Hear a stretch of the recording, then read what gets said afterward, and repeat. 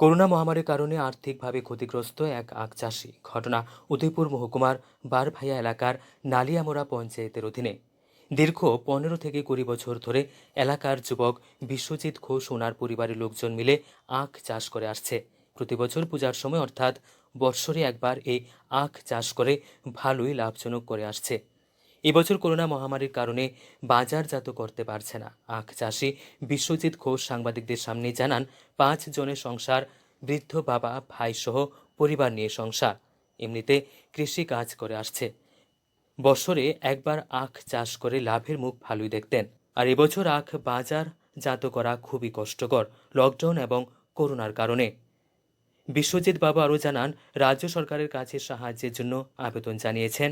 সরকার যদি তাদের জন্য কিছু সাহায্য করে তাহলে পরিবার পরিজনদের নিয়ে আসন্ন দুর্গাপূজার কিছুটা হলেও হাসির মুখ দেখতে পাবে।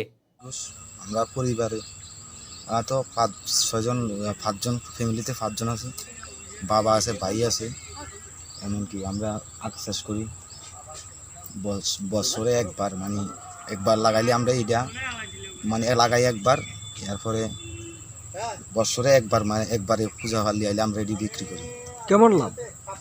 লাভ যেমন আমরা করি সিজনে একবার, বেশি সিজনে একবার কিছু পয়সা পাই আর কি। এবার তো লকডাউনের বাজার কারণে মানে কুশারের এত চাহিদা কম। পূজা কত বছর যাবত করতেছেন?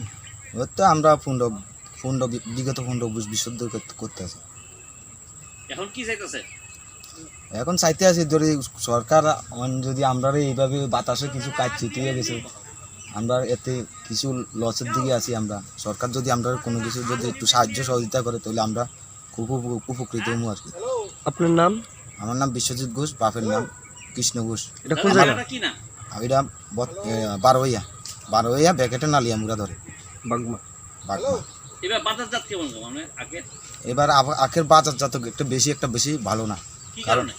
কারণ লকডাউনের বাজার, এই কারণে আখের বাজারজাত একটু বেশি।